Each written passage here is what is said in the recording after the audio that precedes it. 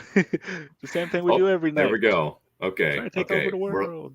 We are live. We are live, and oh boy, man, live viewer comments show up on this side. Okay, see, we're learning. We're learning a lot of things. Oh, You're learning. I'm just here for the ride. yeah, yeah. So, hi everyone. Even though I see no one has tuned in yet because nobody knew we were going to go live at 6:30. Uh, it's me. It's just me. Greg's not here. Greg is dealing with some stuff. He's helping some people out because that's always what he's doing. I am here with my good friend Kyrie Edwards, who co-founded all of the Change Universe, the Change Cinematic Universe, with me, and then immediately bailed on Florida and Tampa Bay for Washington D.C. Because he's a very good husband and he's supporting his wife. Kyrie, how you doing, man? Pretty good. I was telling Sam before we came on that the weather is confusing me here. It's July. I think it's July, right? And it's like there's hell coming from the sky, and I'm like, where am I? Um, but there's no hurricane, so there's that. Wow, wow. Well, that seems like kind of a low bar. Eventually with climate change, we're all just going to be experiencing the same season, just the one season, which is hell. That's true. A Yeah, coworker of mine did point out that might result in sweeter tasting fruit for people that aren't underwater. really. Wow. Okay. All right. So it's not all bad. Yeah, and I mean, Elon Musk is AOC going to just have needs to enough get over kids it. to populate the world, so we're all good. All right. Cool. Well, that's a nice positive note to start off on. Let's talk about some bleak stuff, I guess. So today we had another January 6th hearing, and Kyrie, you've been watching all of them too, right? What's I been your take so have. far? Well, my takeaway to begin with, and not to be a negative Nancy, I think they're doing Yeah. good. I don't know. I do know, but it's jarring to Ooh. watch Representative Benny Thompson be the chair of this. And like, I know they picked someone because he's like, pretty mal-mannered, well respected on both sides of the aisles, as Yeah. far as that goes. Will probably not deviate much from the script. But you watch him and then you watch Liz Cheney and like literally anyone else on the committee is just like, dude, like wake up. Like you're talking about violent insurrection that like could have taken your life because he was there, and it's just like he's delivering it with the same way that you're asking someone to, like, pass the toast, and so I don't I'm quite get that. so happy you're saying that because Greg would probably sniff at me if I said that. But every time I see him, he does. He looks like he's just so tired. And I mean, I get it. Maybe this is just exhausting. It's just so funny. It's like him and then Stephanie Murphy, especially today. I feel like everyone on that committee is like each a different kid you would run into in like a high school theater group, all doing different performances. And she was kind of like the one who's like trying too hard but keeps messing up the lines today. Hmm. I felt really bad for her. But It's let's talk about the meat. Let's talk about the meat. So, you know, last week we had left off. We learned, I believe that was the one where we found out that he was strangling Secret Service. We found out that he was encouraging Capitol Security to let people through with guns, not care about the metal detectors because they weren't there for him and he felt safe. And today we actually had Oath Keepers testifying live. What did you know that was coming? no, because they didn't. I did know that eventually they would be brought in. I did not know that we would get as willing participants. I mean, willing with a caveat. They're definitely participating to save their Right, own skin. right. But no, I was pleasantly surprised. Yeah. You had a I post in Tampa Bay for Change today that I keep thinking about because it's been the most aggravating thing, which is that everyone that's like testifying and everyone's calling them brave, they would have been totally fine with this if it had worked. They would have been Yeah, totally they. I fine mean, if it had worked. some of them actively like tried. Even I forget the Oath Yeah. Keepers' names. I want to be able to sleep tonight. Don't need their names. But one of them was talking about how it was the last straw for him. They were meeting in I think Yeah. Arizona or something when one of the people start denying the Holocaust. I'm like, okay, one, I feel like that's not the first time you've heard that before, not even from these Uh-huh. groups of people. And two, he Right. still went to the rally. So I'm like, what do you mean this was the last straw? You're gonna get out of there? So like, you didn't. And I have not opted to get a shirt made with Liz Cheney or what's the woman's name? Yeah. Stefanik saying Shiro, because I Mhm. feel like though they Yeah. are showing more courage than their coworkers, they still Liz Cheney more so than the other woman. Yeah. Um they still Are you stayed. They talking about still like, the assistant to Mark Meadows? yeah, to Mark Meadows. See, I also don't What's feel her the need name? to learn her name. And I knew it uh, last week. Let me look it up. okay. Well, last week was like a year ago in current times. After 2020, I feel like time just works differently. And now, like, a day feels like an eternity. It does. It really does, man. Oh, hey, Greg. Greg is in the comments. Yeah, yeah. Raskin does seem a little bit more, I don't know, enthusiastic without being quite so like, He Yeah, definitely I seems think awake. The bar is kind of at, does he seem awake? Cassidy Hutchinson is her name. I think Oh, what okay.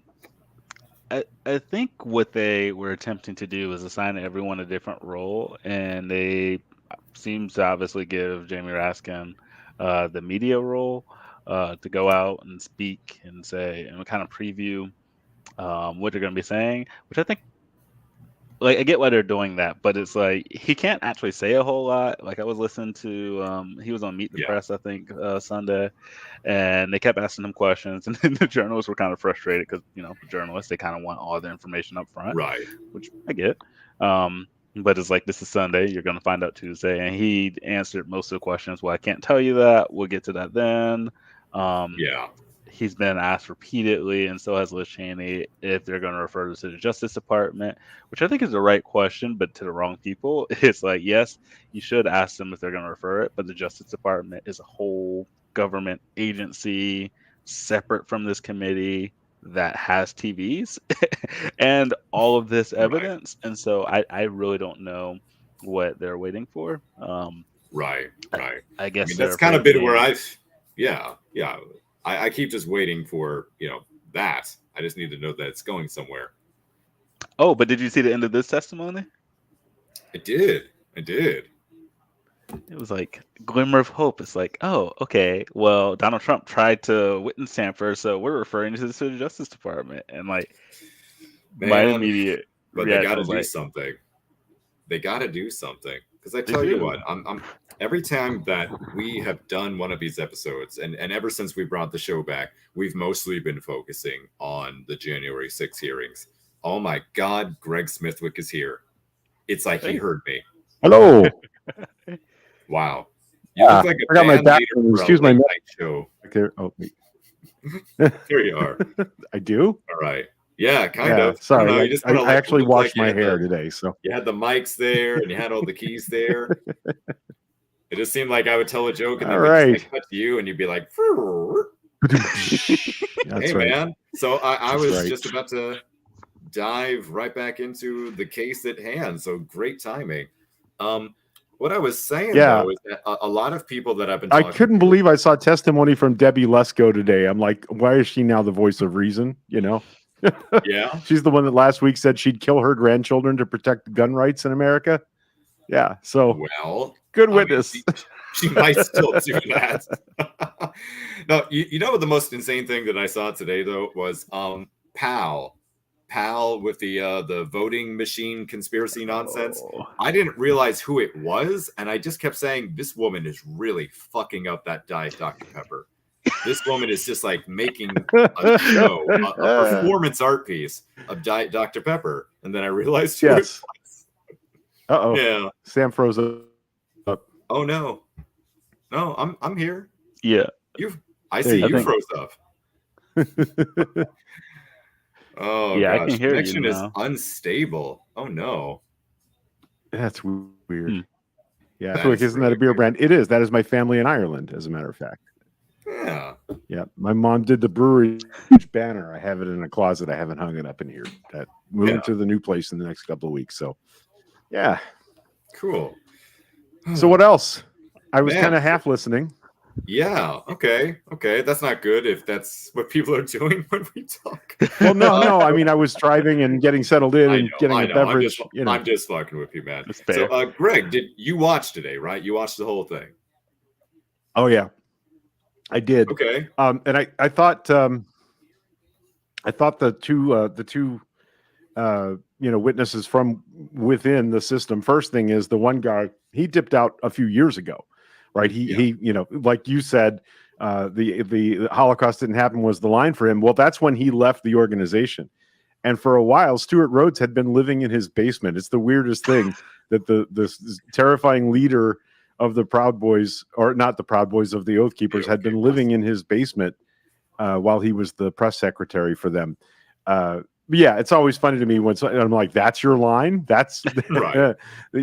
I mean, I posted on So Local today to remind people that we've known about the Proud Boys since the Ferguson protests, when the Proud Boys showed Right. up to defend the police, and were just walking in and out through the police lines, heavily armed, with no scrutiny whatsoever as to what their real motive was. So now we've got Oath Keepers and police from 2015. This is not a new thing. And the Yeah. Newport Richie police and the Proud Boy, there's this flashing neon obvious fucking connection between these radical Right. groups and our law enforcement. That's because law enforcement protects property owners and no one else. That's property and nothing else, right? And I think I know that I get accused of not liking the police. It's not true. What I don't like is the fetishization of our police, because that is one Yeah. of the steps on the road to a true fascist totalitarian regime. The smaller and smaller number of people actually protected by law enforcement that are at risk and that are marginalized, and instead protecting a propertied or moneyed class of people against the poor. And I think that's the danger of that kind of fetishization of police power. It was the weirdest thing during the Mueller thing. Like, I'm rooting for the FBI. I can't believe that's happening. But that's why we should have police, is for things that are taking advantage of people. And anyway, Yeah. those two guys were interesting to me. Yeah. Like that, the second guy, the guy that the family man from Ohio, that's who we're talking about. These aren't people that are necessarily bent on destruction. What they are is manipulatable by people who are bent on destroying the republic. And that's exactly what happened. I can't believe anybody thought those things, but clearly a lot of people did. And they were sucking on the disinformation, not misinformation, disinformation pipeline, and nothing else. So all of what they had to go on was what Trump and Trump surrogates like Hannity were telling them.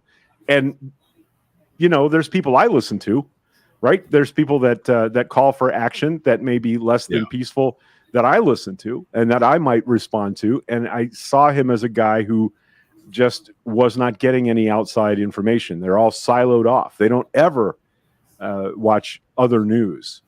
And we saw that today, Right. MSNBC, the hearings, CNN, the hearings, Fox, caravan at the border, or whatever the fuck they were talking about today. But it's not, it's not the real danger. So, hey, who's that? Right. Who's that in the Yeah. So comments? this is an interesting comment that I wanted to highlight, because I watched a series recently that my wonderful fiance Tiffany Purpose recommended, called Web of Make Believe, and it's about deception and manipulation on the internet. Essentially, there's an entire episode on how neo-Nazis and various subcultures of white supremacists, if you can even call that a culture, have been breeding so successfully online. And there's yes, you do want to watch that series, Casey, because it literally goes into this. And the woman that we follow, who goes unnamed for security reasons, was very involved with oh gosh, I'm blanking on the name, Europa something or another. You guys know what I'm talking about, and Yes. various other white nationalist groups. And right before Charleston happened, it was realizing that they were like seriously talking about doing the Holocaust, like not just even brushing off the Holocaust, but doing another Holocaust. And that became the lie. Like it wasn't real until it was real, until like the actual tangible, like looming threat of physical violence became real. I can have a little bit of sympathy, but it's complicated for me. That's a complicated thing for me to have to think about. How much sympathy do I give to Nazis? Yeah, for me, I am all for, like, yes, I think Fox News is to blame for a lot of things, disinformation, but also I do feel like we have a tendency to like infantilize some of these people because it's just like, yeah, they were listening. They don't think they were listening to the wrong people. They agree with these people, and like they agree with those sets of facts. Like, I don't know, they might not think I'm a person. And even when he was like, he thought that they went too far denying the Holocaust, which I think that's too far too. But like, I don't know. And the Oath Keepers, like, you know, but principles. Kai, your alarms would have been going off like way before we got to denying the Holocaust. Yeah, you know, like you were like, listen, one of the things that guy was involved in, when that guy was involved with the Oath Keepers, there's a famous picture of the showdown out west about cattle grazing rights that led to those nuts taking over a state forestry headquarters for a month and holding up there, and a couple of them died. But before that happened, there's a famous photograph of a guy with a sniper rifle on an overpass pointing it at federal agents. And, that's 7 years ago now. And I'm remembering that, looking at that picture, and, that was about the time Tamir Rice was killed by police. The difference in how these people were handled by police is an ongoing thread through all of this, that there's permissiveness and prejudice in how law enforcement, even federal law. Can you imagine if we're at a rally in Tampa and sorry, my phone is ringing. I don't know why. And somebody sees you pointing a high-powered rifle, a scoped rifle at federal law enforcement agents? None of us would be out to tell the tale. Interestingly, two of the people on that overpass that day, a couple, a couple that were on that overpass that day committed a police murder. A few months later, they killed two cops in a Subway sandwich shop and hold themselves up at a Walmart, and I think they were eventually killed. It's like one of the few women that we know of that was involved in a spree shooting. So all of this Oath Keeper stuff, to me, welcome to the party, pal. This is not new. I just wanted my point is, I don't believe him. I think they go through this effort to rehab their viewpoint because they're on national TV and everyone's going to learn their name. And again, he showed up to the rally, and like the reason that he's a witness is because he still has a connection with all these people. So it's like, did you even leave? Right. I think they were a surprise because I'm sure there have been threats. I'm sure there have been serious, not fucking around threats, not just random dudes picking up the phone when they're drunk. So I see that. So I thought today was less bombshelly than the last one. Although, like, the couple of things to me that really were weighty and interesting was having them show the vitriol in the posts to internet websites, including Twitter. That it was known that there were people who were going to come there to commit mayhem and violence, that were bringing guns. That they knew ahead of time that was the virulence of those posts. Really, I shouldn't find that shocking, but I'm glad that other people are getting to see those things now, because I think a lot of people don't. Secondly, Cipollone, and I love that they low-key accidentally mispronounce his name every time they say it. Cipollone did not in any way contradict anything Cassidy Hutchinson told us. So all of the things that we've, when we see them testify, do we go, well, we kind of knew. Well, now not only do we know, now someone with more authority that was mentioned in that testimony showed up and didn't say, oh, Cassidy was wrong about that. She must remember that incorrectly. So Cipollone, he didn't contradict anybody's prior testimony. And I found that, I thought that was the most important thing that happened today. Do I think that Cipollone is a good guy? No, I don't. No. I have mixed feelings about John Dean and what he did was 50 years ago. So, good luck, Pat Cipollini, whatever they've been calling him, rehabbing your reputation over the next 50 years like John Dean has. So there. Yeah.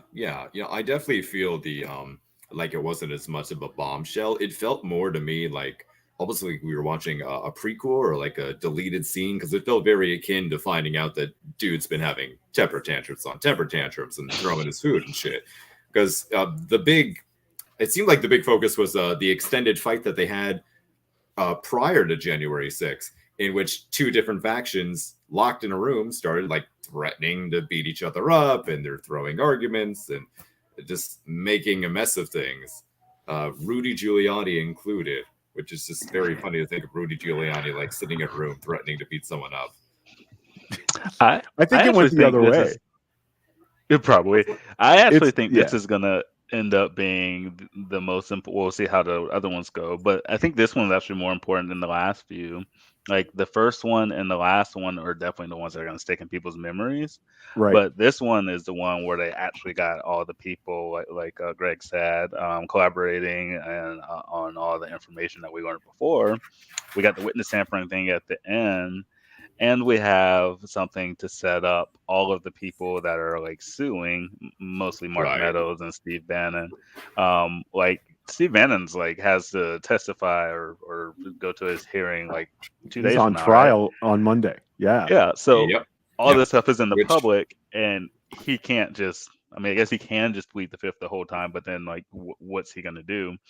And I think this is all kind of like pushing people to like start turning on each other. Like, I don't think a lot of the big people knew that like the Oath Keeper people were going to be there either, or that they were going to publicly accuse Donald Trump of witness tampering. So like some of the people that have been silent, like last that's a crime. By the way, let's make sure we say out loud that's a crime. Did you guys see the news today about Steve Bannon? Like literally 3 hours ago? No. Mm-hmm. Mother Jones found leaked audio. They didn't say how they got it. Of Steve Bannon acknowledging that before Election Day, the plan was that if he lost, Trump was just going to claim victory. He was just going to do it. He was just going to say it, even if he knew he didn't. Well, that's only actionable. That's only actionable if we catch him saying it to Donald Trump. So it looks like he told a group of associates. That's what it was. He told a group of associates. He didn't say it to Trump.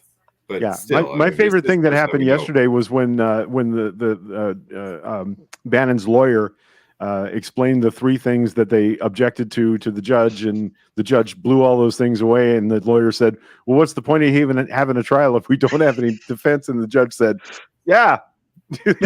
maybe you should have thought of that sooner than today.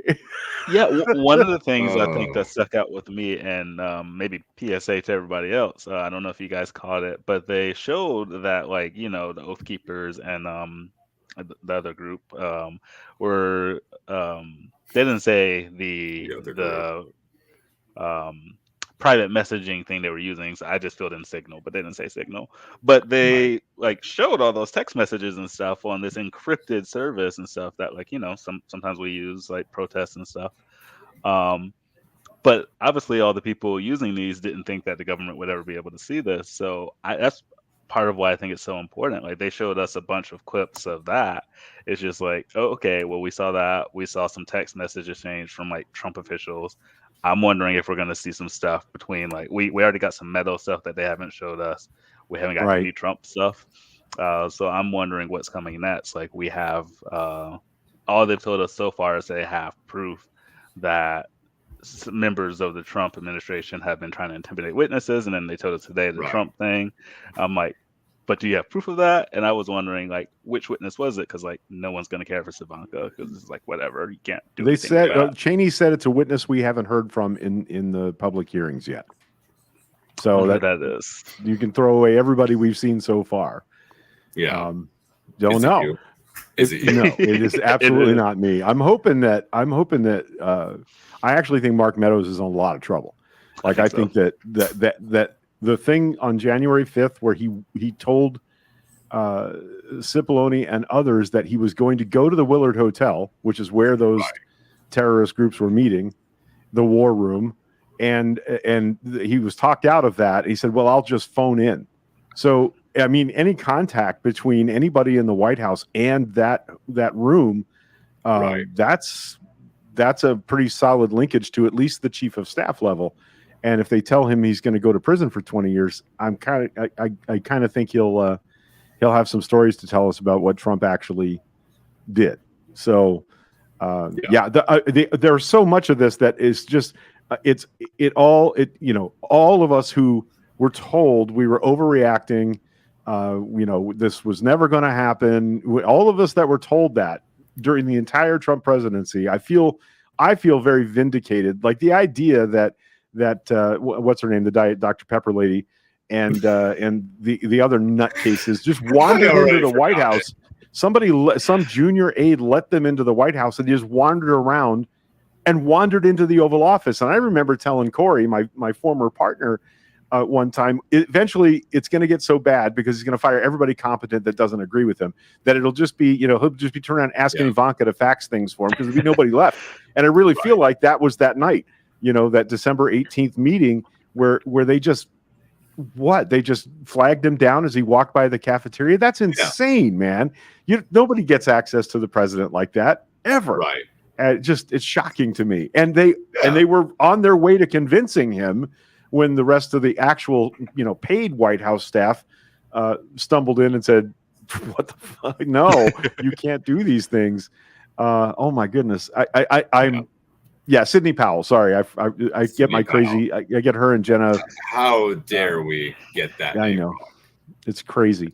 Yeah. What do you guys think about the Twitter person that was they scrambled the voice of, showed all the information for? It's not at all surprising. I'm reading Dan Pfeiffer's book, How to Fight and Win the Information War, and he talks about this very thing. Facebook is the worst offender, but not the only offender. That Twitter definitely likes to be at the center of these kinds of huge moments. Oh, yeah. They want those numbers, and that's why they left him on the platform for so long. So, yeah. Of course, they profited from it. So, speaking of the Trumps, speaking of all of these people, I know it's a little bit of a shift, but I saw a comment here from our friend Dave Coleman, and it's really not related to what he actually said. He's talking about how Facebook pulled a post of his from a few years ago and stopped him from going live. But he brings up that Moms for Liberty is coming to town. Now, I don't know if you two know about Moms. They sound good. I like Moms. I like Liberty. I like Liberty. That all sounds great. Okay. Well, you don't like these that? moms. Yeah.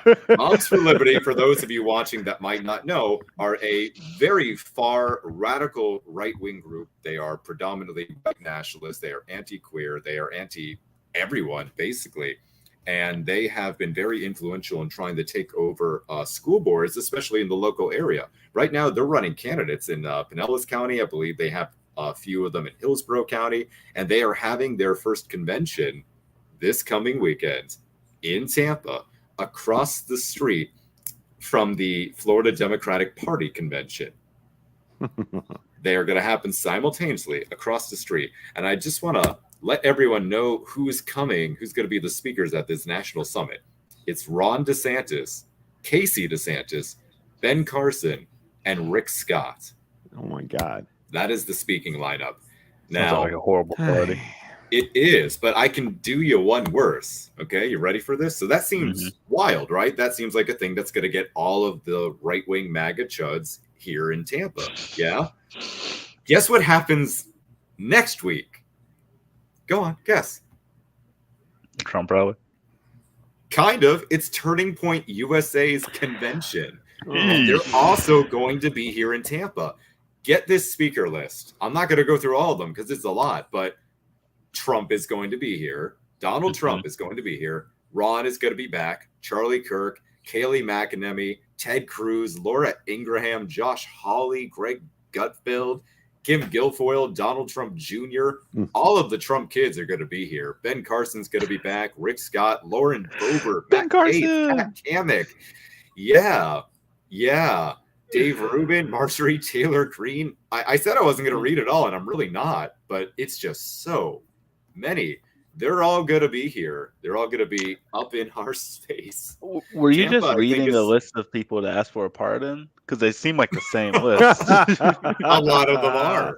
But hey, Yeah. they're going to be right here in Tampa. And At given that a lot Gaslight of them are Park, coming, that's the best possible place Right. venue for them to meet is at Gaslight Park. yes, there are going to be protests that I'm going to showcase at the end of the episode for the Moms for Liberty event, and then Florida for Change is actually co-sponsoring an action with Women's Voices of Southwest Florida that's going to be protesting Turning Point USA.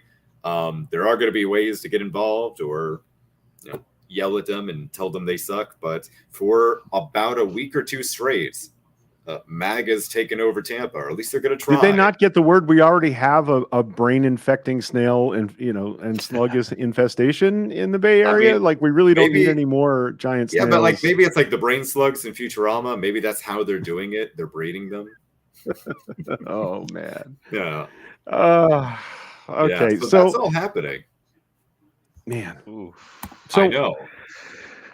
So what are you doing? Are you gonna go protest? Are you gonna try and hook up with Bobert and get her super drunk and arrested for DUI? What's your plan? Well, I'm not, because I'm saying she's probably susceptible to that kind of. I feel like my fiance wouldn't like me doing that.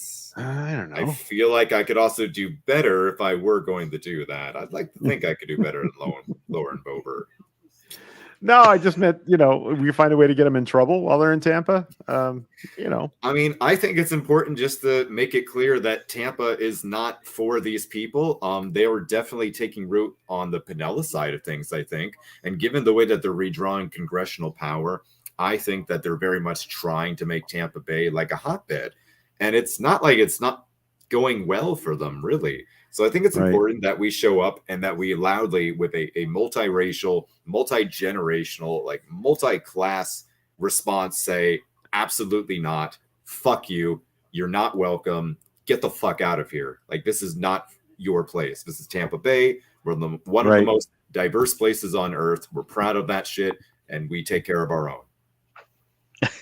There's a comment in here. I was thinking the same thing. The conservative grounds has been very quiet since January. Yeah, but there's still a thing. There's still a thing. People still go there. I believe it's still pretty popular. Yeah, I think they're going to keep trying in Tampa. That seems like a good idea, even if they weren't crazy. Well, I mean, according to 538 and honestly, general funding, it seems like they're going to be picking up most of the congressional seats now. They seem posed to keep 12. 12 is now all of Pasco. They're looking to pick up 13. 14, I think Kathy Castor can still keep, but they've made it kind of weak. They might pick up 15. They're going to pick up 16. Tampa will look red. I mean, they're really gunning for us.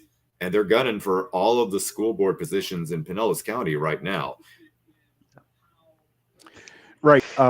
Just geographically, Sally, I'm in Pasco County, which is just north of Tampa Bay. My daughter, Casey, who you see in the comments there, she lives in Pinellas County, St. Pete, Clearwater area. We're mostly in Florida, but some in Louisiana, some in Washington State, some in New York. So that's where we are. I don't know why that's important, but yeah. Because our state's a giant mess. One up because this seems like a nice thing to say to me. Thank you. I think. Thank you, Michelle. I don't think she's actually much older than me, which, I don't know which one of us is aging poorly then. But I'd like to think that evil is not good for the skin. I'm pretty sure How old is Lauren Bobert? You know what? I'm looking that up. I'm looking it up right now. Live. I mean, Rick Scott lost his She's hair. 35. Okay.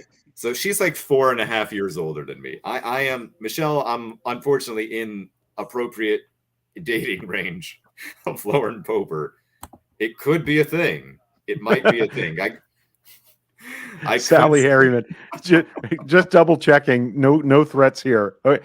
Yesterday, somebody made an awful comment about Sally, and I brought up the panhammer and got rid of some of the new people who have drifted into the So Local Live environment and airlocked them. Great. So that's always fun. So this is something that got on my mind yesterday. You were talking about primarying Joe Biden, and when I quit being mad about that, and gave it some thought and started thinking about who, AOC could run. She can. She could. She'll be old enough. She could. I don't think she wants to. I don't know I necessarily. think it has to be somebody. It has to be somebody. It has to be somebody with that much charisma and star power. Has to be. I don't think Gavin Newsom, is a better option. I mean, I'm just saying. In terms of my who else?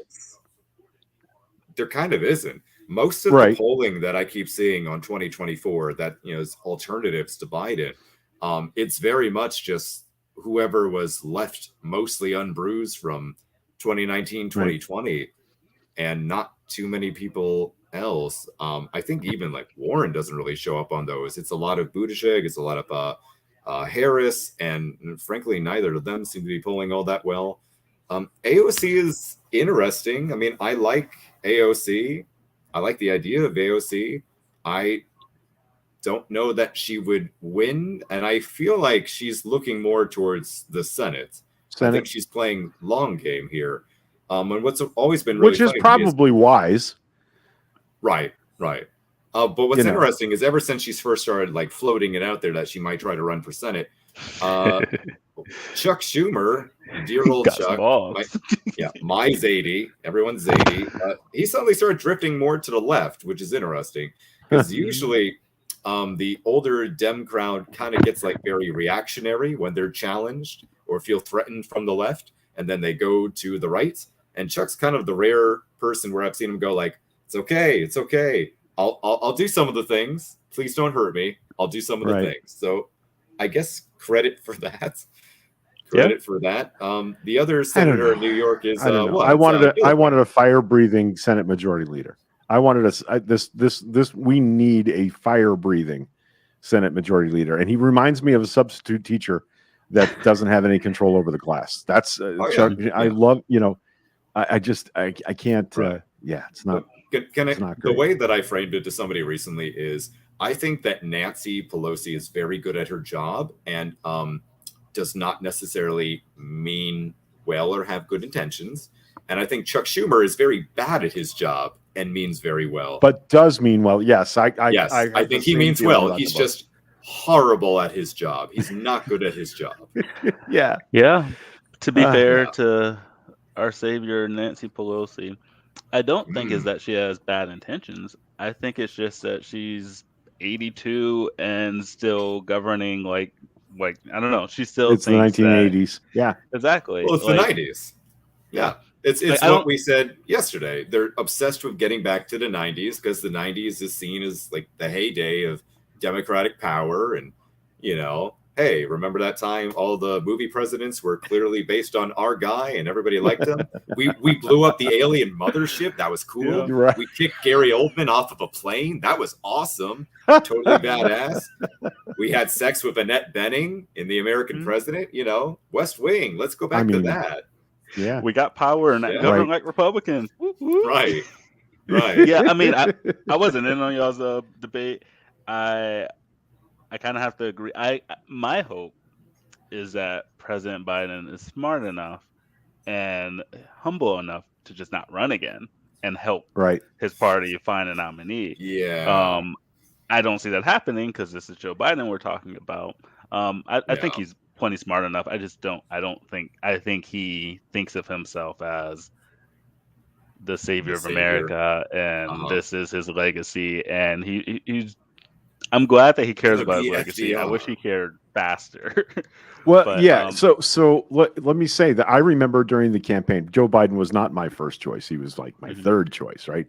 But he did say at one point he saw himself as a placeholder before newer, powerful, progressives came to the surface. And he did say at one point that he probably would not run for a second term. Right. So he said that. I'm waiting for. I can't believe that nobody in the media ecosphere has remembered that he said that yet and asked him directly. No, we did. It's maybe a little early.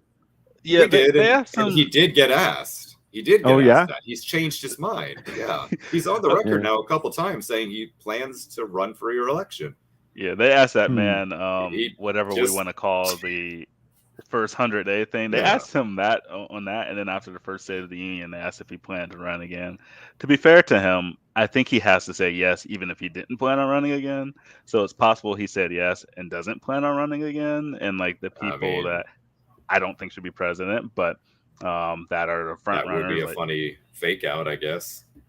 yeah, but I Well, in mean, like polling, no one goes in and says they're like Obama said he would only want to be a one term if he got everything done, and like everyone knew that he's going to run again. It's like why wouldn't you run again? But there hasn't been people that are like, yeah, I'm going to run for one term and then give it up and like actually do that. Yeah. So I don't yeah. know. Power's Well, so intoxicating. it's a pretty good documentary on HBO called "The Last 100 Days" about the last 100 days of the Obama administration, where they were really rushing to get a lot of things done. And Ben Rhodes said it, Obama said it, that you think like that until you get in there and you see there's so much that you could do if you had just 10 more days or 30 more days or another year. And so I can see how you get into that first term and realize, like the difference in knowing that the universe is big and then seeing that James Webb picture from today. Well, I'm sure once you get in there and you see the massive amount that you could try to address, it's got to be, I don't think it's all an ego exercise. In other words, I think you build a team that's getting some things done, and you think, well, if we stay for 4 more years, we can do this, we can do that. Depending on what the Senate and the House are, we can get big things done. So I kind of see the temptation once you're in the room with the pile of stuff that needs to be done to say, well, we'll run again because we got more to do. Yeah, I get that. Maybe. I think he's wrong because his team's not very good. And like 64% of Democrats agree with you that he's wrong. Yeah, like, and yet in polling, it shows him beating Trump if Trump's the opponent. So, which polls? I wish I had. Should we even? I wish I'd put a link together. Okay. And more importantly, should we even care about the polls? Like, well, do we really think Trump's going to be the nominee now? Because I think it's going to be DeSantis. I think it's going to be DeSantis. I think unless DeSantis is, caught in some huge public scandal, he's going to be the nominee in 2024. Even if he's caught in a huge public scandal, it's not going to make a difference.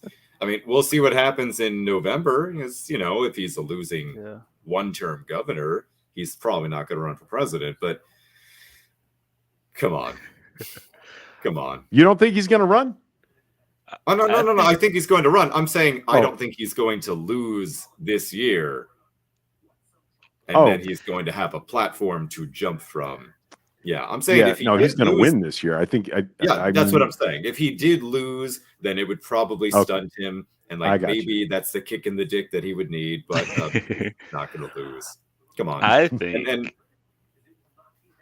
I was just going to say, I think that they're gonna pretty much do what they did in 2016 and what the Dems did in 2020. I think a bunch of people are gonna run. Like, there's a lot of people being like, "Yeah, if Trump runs, I'm not gonna get it." I don't think that's gonna be the case this time.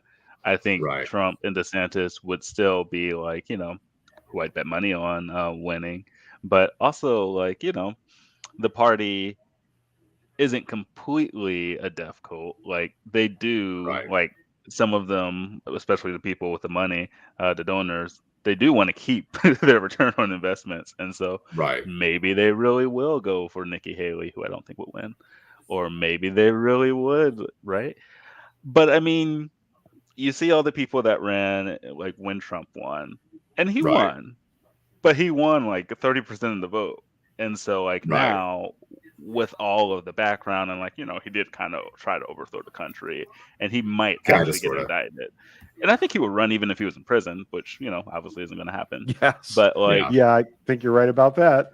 If it's like him and DeSantis, like they have some of the same voter base. And if I'm being generous and pretending that like the base is not all completely racist and insane, maybe they would draw too many of the same voters. And maybe I'll try to say this with a straight face. Maybe Marco Rubio really could win. Cancel each other out. I guess I just don't think we should just assume it's going to be Trump and operate based off of it's going to be Trump or DeSantis. I like the idea of AOC running, or someone like passionate, like not white Catholic rich person, but like a JFK kind of like feel. I think we do need someone like passionate and like, oh, a new America kind Hmm. of BS. So Casey's on this it with is the comments today. This is good yeah, stuff. this is good stuff, and it's interesting too because, um, as she says, Well, let's maybe you're read trying it. to, yeah. Do you guys Yeah. think the RNC is leaning into or away from Trumpers like DeSantis? This is the second time in my memory they've weaponized a radical base, and it blew it pretty bad this time. Maybe they're going to try and be less goofy. I If don't they're smart, think it, that's what they'll try and do. yeah, I don't think it blew up in their face, though. I don't think it blew up for them at all.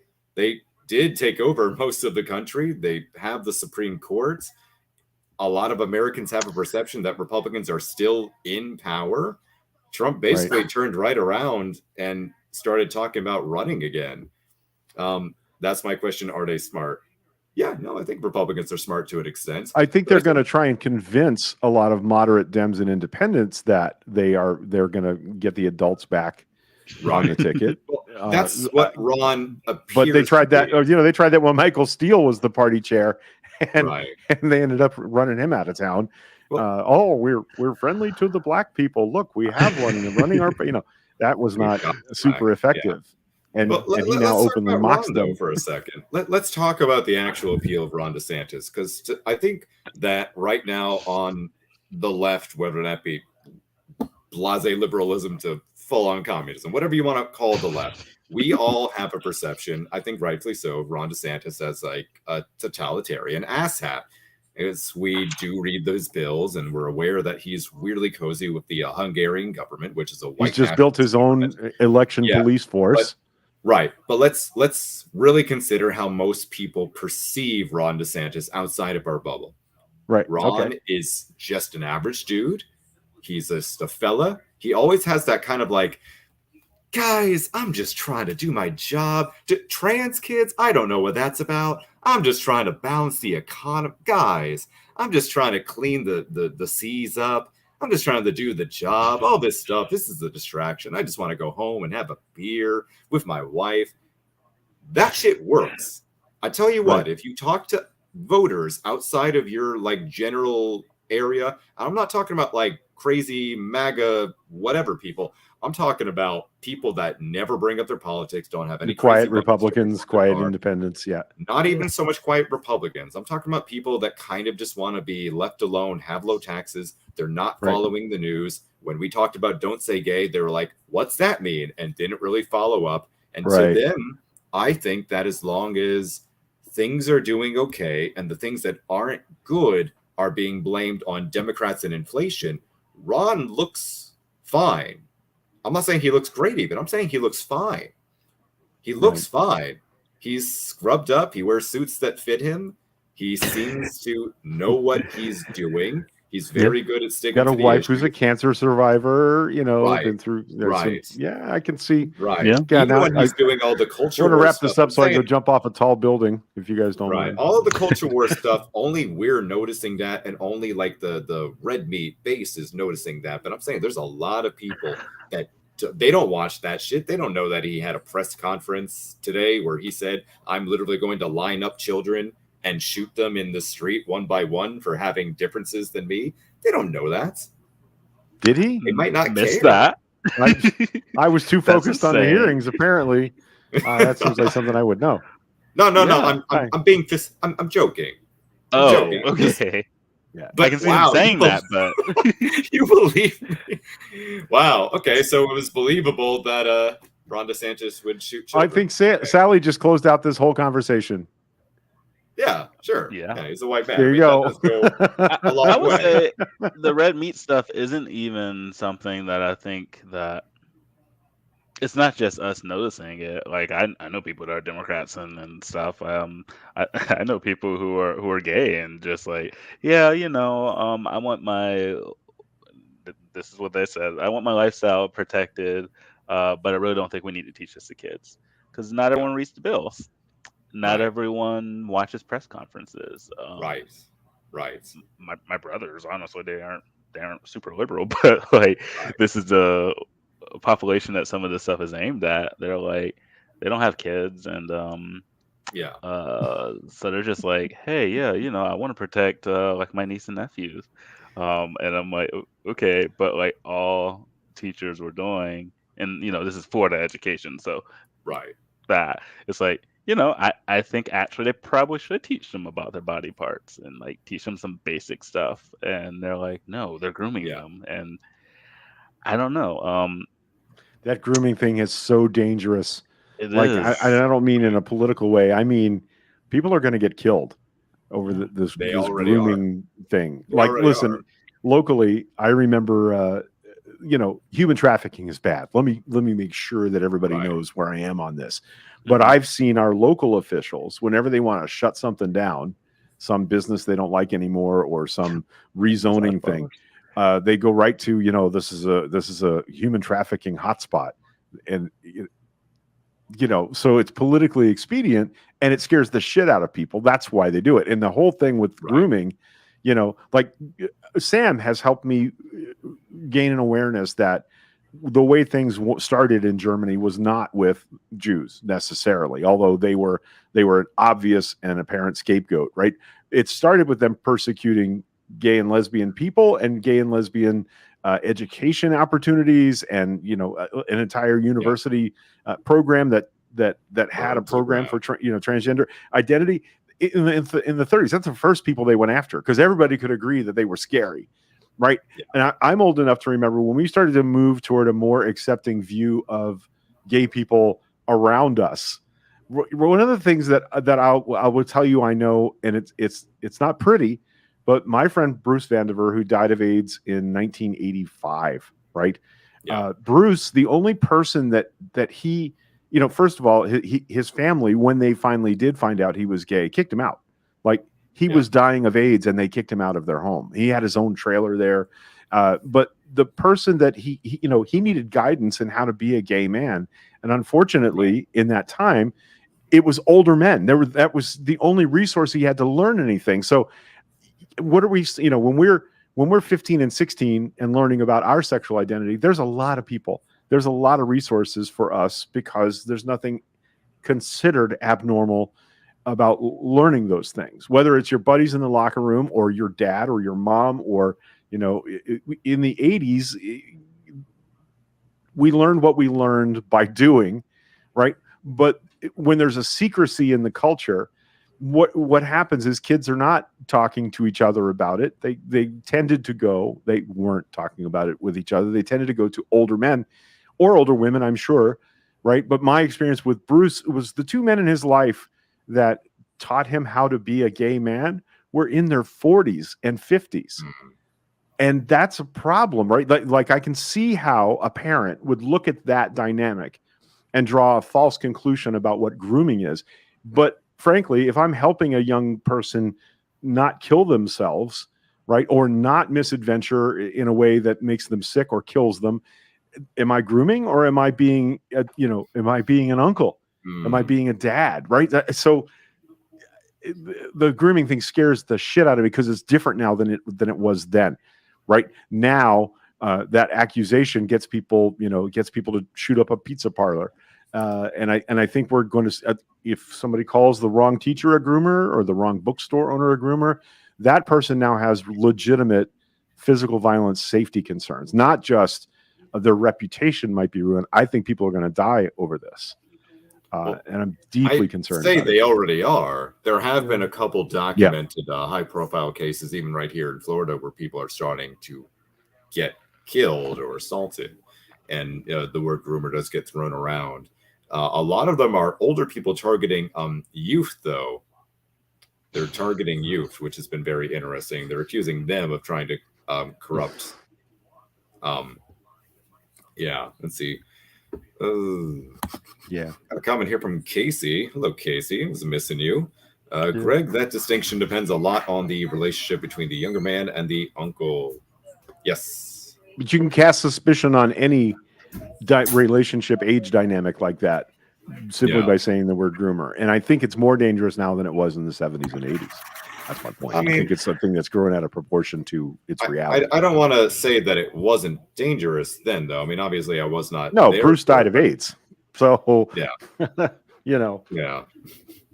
Yeah, but I'm Yeah. talking specifically like the usage of grooming as a tactic to demonize the queer community. I mean, that goes back decades, centuries, maybe. That's always been a Right. thing. And in the 70s, especially, I know I've literally read propaganda that insisted that the gays were going to groom your children because they can't have their own. And that was the whole thing. Well, it's because It's all those jackasses that started that group NAMBLA really helped with that as far Mm. as keeping the gay community safe. Yeah, yeah. But I Yeah. mean, all this stuff, I just bring it up to just make it clear all this stuff is ancient history, and it's all time-honored traditions of oppression that they're just picking up. I mean, none of it is new. Truly, none of it's new. It's just more effective because we have the internet now. Everything is lightning fast. Right. Yeah, I mean that's partly what the QAnon conspiracy is based off of. So Right. I would argue that it's partly why people died at the Capitol. Right. A lot of people really do believe that a lot of our politicians have a pedophile ring, and Oh you yeah. hear all the stuff about Jeffrey Epstein, and it's like, oh, they killed him because Yeah. all of Congress was on his list, and he was about to testify to that fact. It's like Donald Trump seemed to be on that list, and that seems to be a fact that they just pushed to the side. Right. Yeah. And Right. they were like, well, I'll bet Bill Clinton's on that list. I'm like, if he is, he should Probably hang. is. Yeah. Yeah. Right. let's talk Yeah, I about think that. they I'm really fine with it. overestimate our love for the Clintons. I'm like, Don't they? Yeah. I wanted Hillary Clinton to win an election, but I didn't want her to be the nominee in the first place. Right. Like, Yeah. Right. We're not Right. picking our match on The Bachelor Like, here. We're just trying even to if get it shit done was, for who people. cares? Like, even if we liked these people, who cares? Like, gotcha. Now you can't do the thing. Like, no, we can Yeah. arrest them both. Yeah. We can hold I them both had- accountable. She would have gotten away with it if it hadn't been for those rotten kids. Yeah. I had another follow up on I think it was Cassie's comment. I do think it did kind of blow up in the Republican Party's face, but only if we actually think they're going to follow like a Democratic route. Like Yeah. obviously they're doing the gerrymandering. Obviously there's still even the people that are testifying, and some of them are complaining. Yeah. Some of them are like not saying the whole thing was an issue. Like Cipollone, like you said, like he's not a hero. Like he's saying, hey, I think we should give up because after I forget what the date was, December 14th or something like that. Right. The electors already voted. Like he was fine convincing them to vote for people different than the people their state voted for. So I think there's that. But like all the stuff where Right. the Dobbs decision is a horrible decision, but it's also abortion's been the single mobilizing factor of the Republican Party, at least the evangelical base.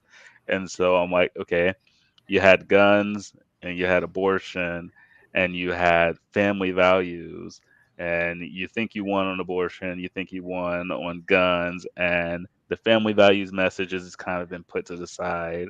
So it is possible lots of people just won't turn out to vote. Like I'm not optimistic about the primaries either, but can the Republicans like maintain a mobilizing force? They don't seem to think so. That's why Ron DeSantis is doing all this stuff. He thinks that the only way he can maintain power is by like demonizing people and slowly eroding democracy. But he is a governor, not the president Right. yet. So there are Yeah. limits to that. As we just learned in the comments, he's got an eye line because I'm hearing that he's very popular in the Midwest. So people in other places, there's a reason Gavin Newsom ran that ad in Florida. It's because they know that DeSantis is on people's radar other than just here, which, when you're the third most populous state, second most populous state, I don't remember anymore. Right. Your governor's going to get attention. So, Casey, right. Is the RNC going to correct course, or is this the new norm? And if so, are we going to get weird with it or what? What does it mean to correct course? The course is what led to Right. Trumpism in the They're first not place. here by accident. Right. This has been their It's direction always for a been while. intentional. Yeah. I mean, everything Is it- that Steve Bannon was doing is shit that Karl Rove was doing in 2004, just worse. Right. Yeah, my thing is, I'm wondering if. So I think that we shouldn't have a Republican Party. So I'll just put that out there. But also, they're chasing Nice. out some of their like legit talented but annoying but very effective people. Like there's no more Paul Ryan. Liz Right. Cheney's clearly going to lose her election. Like Right. eventually Well, they're going to. they're getting rid of the adults. Exactly. And not only they're adults, they're the only people that have passed anything from the Republican Party in 50 years. So it's like, I mean, obviously, like I said, the caveat, if they care about democracy, but say they win everything and they can't pass anything, like they're overly relying on the courts, which, kudos to them. They had a strategy, Democrats didn't. But I don't know. I just don't see, like, Donald Trump had, for his philosophy, had the right idea, just go fast and do things like Facebook motto, like go fast, break things. Right. But the things that he tried to do, like he just wasn't talented, and the people that he put in charge of stuff, like only knew how to dismantle stuff, and only like halfway. Like Right. they didn't really put anything in place that will last for years, other than the judges. And so my concern, not really concern, my question is, they fire all the smart, talented adults in the room, if we want to call them that, if all of their like elderly statesmen that like somehow get along with people, like they're kind of old. Mitch Yeah. McConnell isn't going to be around forever. Like, what are they going Right. to do once those people are gone? You Other promise. than, I mean, he could live forever. Who knows? Guy. All right. So Don't it's you say 7:30. that. No, Greg. No. He just put something bad into the universe. You take it What? back right now. Mitch McConnell will Hey. not live forever. Hey, you saw that he got cursed during COVID and had all that black stuff coming up. Yeah, but and he survived recovered from that. Yeah. Yeah. So I He's- mean, He reminds me. What were they called? The warlocks from Game of Thrones, the ones that lived in that weird tower. Oh It's yeah, like- I think oh, they were the God, warlocks, weren't they? I don't know. I think who knows? Game of Thrones was a forever ago. I just forget that show had happened. But man, yes, The Boys. If you're Oh not my watching God. The Boys, you Don't really spoil should it. be watching. Homelander's a shows. bad guy. What? Everybody should be Jesus. watching The Boys. What were Honestly, you watching? yeah, I didn't want to talk about it because I don't know who's seen the show or not, but all of the descriptions from today with January 6th and the fights that are happening and realizing like how few people were in the White House, how easy it was to just like flag down the president in the cafeteria, it made me think of The Boys because, there's currently a plot line where Homelander, who's very clearly a stand-in for Trump, kind of takes over this machine that's been using him and then Right. fires everyone or literally kills them all. And then isn't really able to get things done because everyone's gone or dead and he doesn't know how things work. So he's Exactly. simultaneously very, very dangerous and very, very inefficient. I just Exactly. keep Oh, thinking my about goodness. it. Yeah. Like, I forget the state. I'm going to say Minnesota. It's probably not Minnesota, but the state that just accidentally legalized edibles. That's was what the Minnesota. Republican Party's Oh, going we to know it was do. Minnesota. Wisconsin. Okay. Yeah, because they did not read the bill. Yeah, they don't read the bill. In Florida, they don't read the bills. I mean, it doesn't seem to matter because We they could own get so everything. much done. Right. Could. Right. It would be so much easier. Like Yeah. in the omnibus bill during 2021, where they just like Warren put in a waiver to like rename all the military bases and stuff, it's because they didn't read the bill. I mean, Right. granted, it was like 2,000 pages, Right. but still. So that's my solution to everything. Is put We everything. just sneak stuff in there. Yeah. I like it. Yeah. What do you mean So- we overturned the 13th Amendment? What? So, Constitutional guys, Convention, here we come. Yeah. we have managed to fill up a full hour. Yeah. If y'all are cool, I've got a couple links up. I just want to run by just Sure. interesting things that are happening in Florida and in the local area, and then let's close it on out. But man, it's funny. We've been talking about the Proud Boys, and sure enough, one of these stories involves the Proud Boys. Can y'all see my screen? You can see my screen, which is my screen looking at my screen looking at my screen. Wow. So get a Yeah. load of this. There you The go. Sarasota Herald Tribune had an op-ed, literally, I think like yesterday, and it was attacking Proud Boys does disservice to caring parents.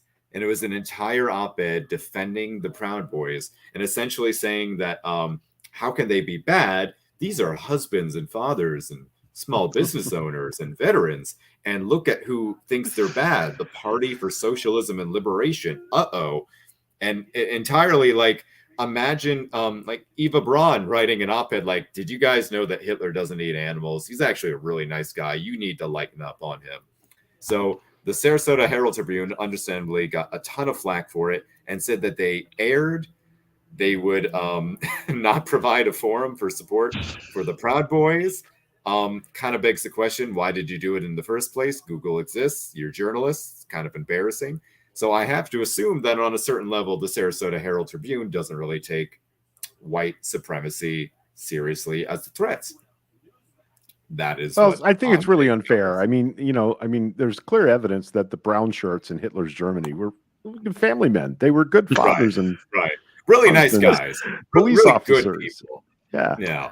No. Yeah, I was gonna say I think that it is unfair to them because the New York Times did the same thing. They did get a lot of Right. blowback, but they And still didn't ran the retract story. theirs. Yeah. Right. I actually read that for the first time recently. That was like 1922. And it was very like, this Hitler guy, like, I don't know what he's saying about the Jews, but people really like him. People seem into him. He's got that special sauce. Now, speaking of police, we're moving on to a story I talked about the other week. In St. Pete, the Uhuru movement, which is a pan-African radical socialist group, they have a building in St. Pete, and somebody burned off, not even down, burned off their flag from a pole, from a long pole, with a flamethrower, a military-grade flamethrower. And we found out the other day that police aren't really going to do anything about it because the flag didn't cost enough money. Get the fuck out of here. That's a hate crime. Nope. It's not a hate crime because, as you see, because of the low value, I'm quoting here, because of the low value of the cost of replacing the flag and the damage to the palm tree, it's considered criminal mischief.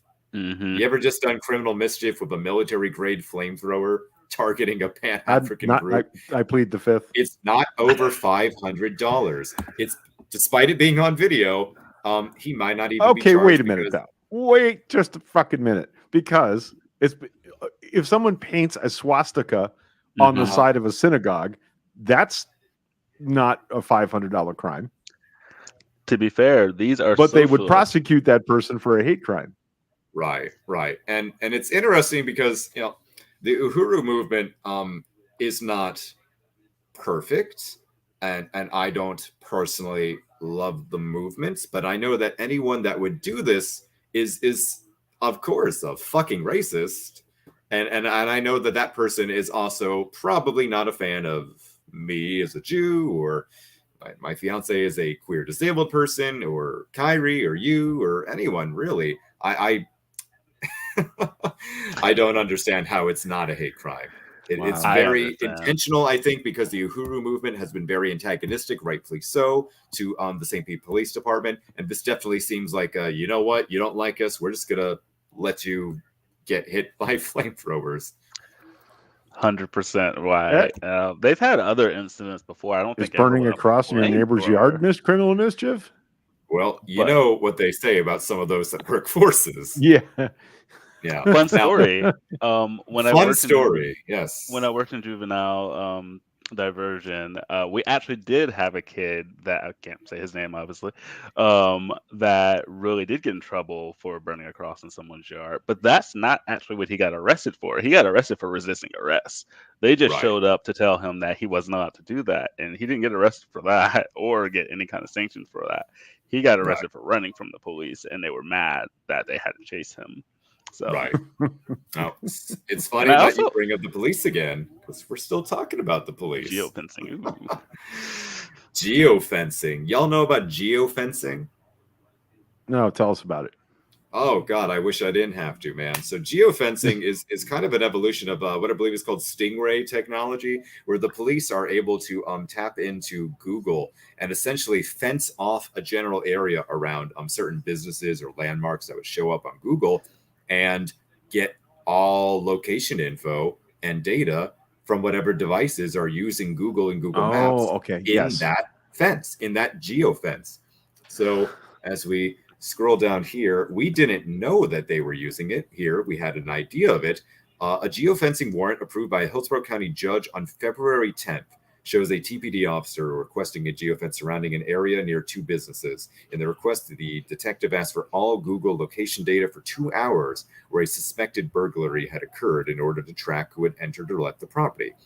Entourage Streetwear and Diva Beauty Supply off 22nd were the targets. along with the parking lots for both of the businesses. But employees of Diva Beauty Supply told Creative Loafing that they were not made aware that the place was being geofenced, which means that if this person were there, if they had left the device at the location that was associated with Google, then all of that information is wrapped up now in a suspected crime, and they have no idea. Same goes for anyone's device within the geofence. For example, if a customer accidentally left a device on the property, if a passerby got too close to the geofence, it's not particularly reliable technology, but it is very dangerous.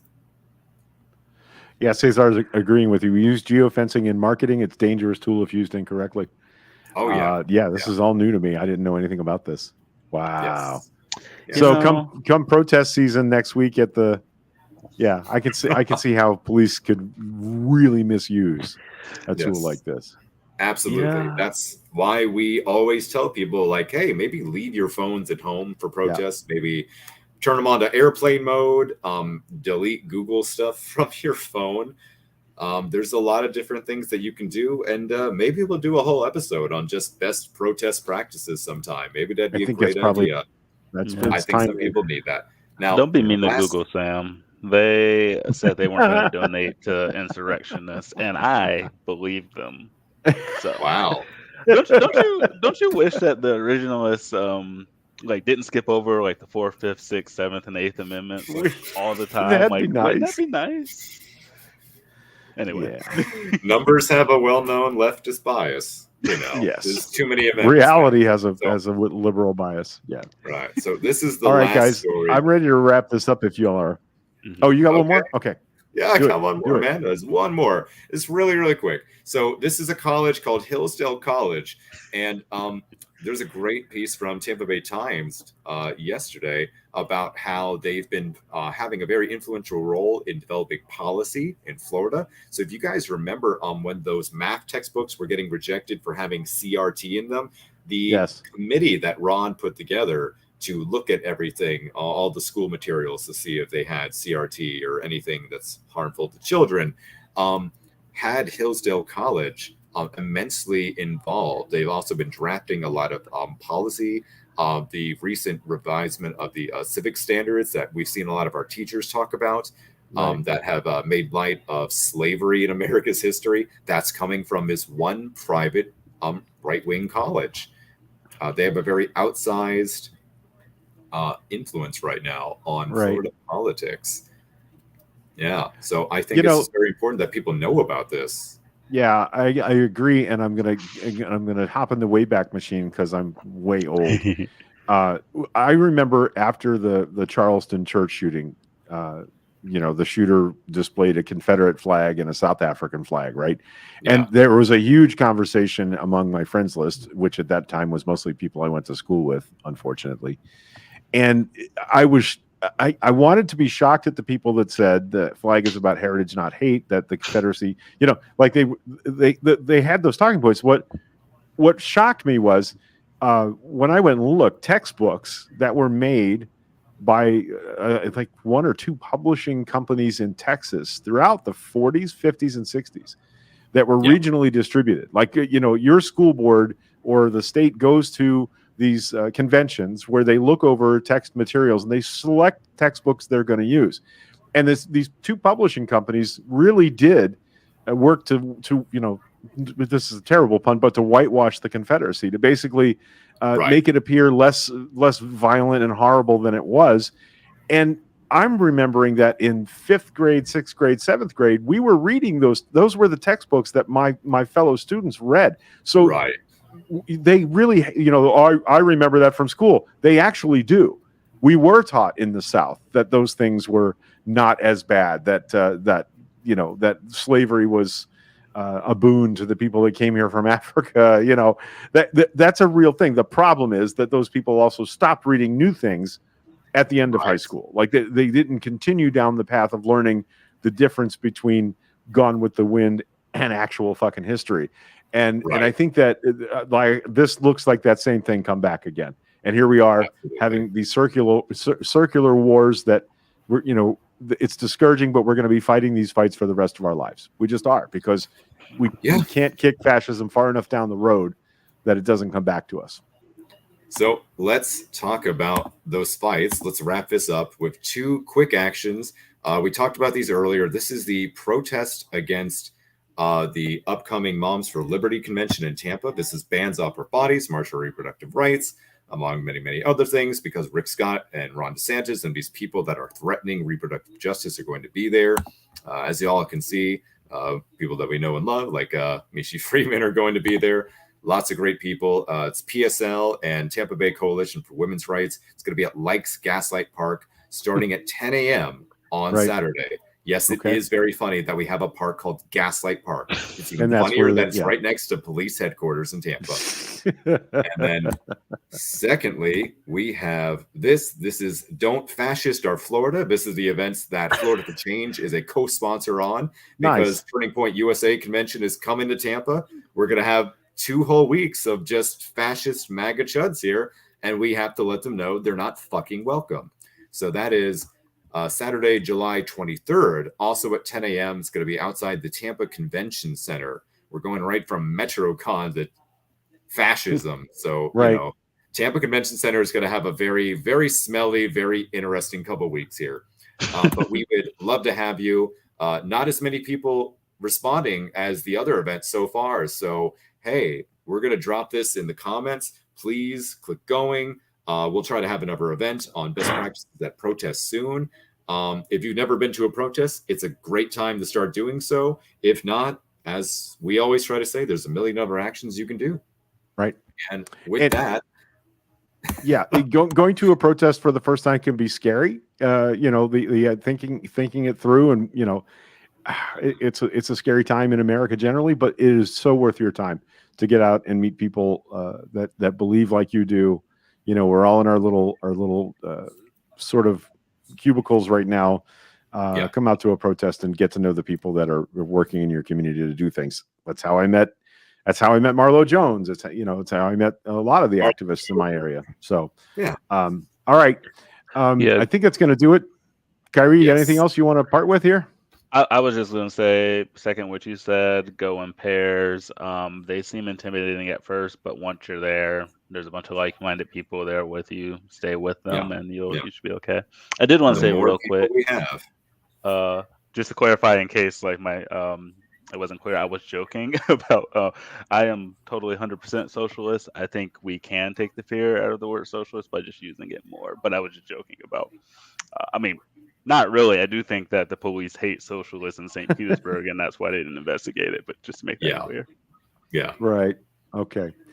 All right. Yeah, I'm all for that. Like we've had mainstream socialists in our community, in our House, in our Senate, for a long time. So it's not like Lawrence O'Donnell, from MSNBC will tell you straight up he's a socialist. So it doesn't mean like we were taught that it meant totalitarianism. Like when I was a kid, that's there was an equal sign between those two words. It's not true. We know now that's not true. And I think that's maybe that's a long fight and not an easy one. But it starts with saying it out loud more often. You're absolutely right about that. Okay, speaking of long fights, we got a comment from Laura: protesting since 1967. So we need to win these fights now, because Laura needs to be able to go home and take a nap. Yeah. Naps are awesome. Yeah. Now I just feel bad. Now we're gonna end this. All right.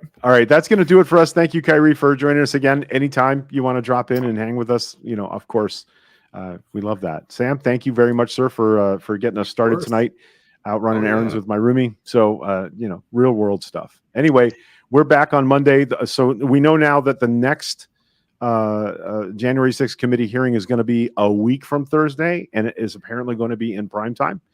So I think that's where you're going to start to see them really knitting and nailing down big concepts they want the most possible people to see. And we'll be talking about that. We're going to be back on Monday with another So Local Live show. We thank you. What? Oh, no, I'm just backing on what you said. We're back on Monday. Oh, I thought you said not Monday. And I was like, what did I miss? You think I would know. We may move the show a little later time-wise on a regular basis because we've had more viewers, concurrent viewers this time than we've had yet. So maybe 5 or 6 o'clock is a better time for this. But we want to thank all of you for participating. You can drop stars in the comments. That helps us. You can go to the So Local page and find the link for Patreon and support us that way.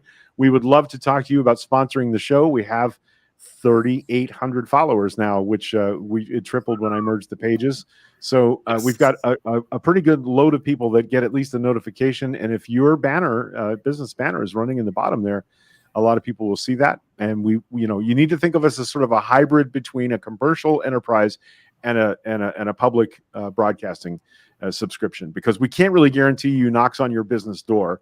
But what we can say is that if you're a progressive and you have a business, we would like to see you supporting things like this, because it's not just me and Sam and Kyrie. We have other people who are going to be coming on board and making shows about different things. And we want this to be a network in the true sense that we have multiple points of view every week right here on I want to pay for a banner of Sam's face across the screen. Call me. Do it. We get it done. I could do that in my sleep. I love this guy. All right. That's it for So Local Live for this week. 2 shows for the price of 1. How can you beat it? We love you guys very much. And, what do we say at the end of the show? Sasquatch is real. Sasquatch.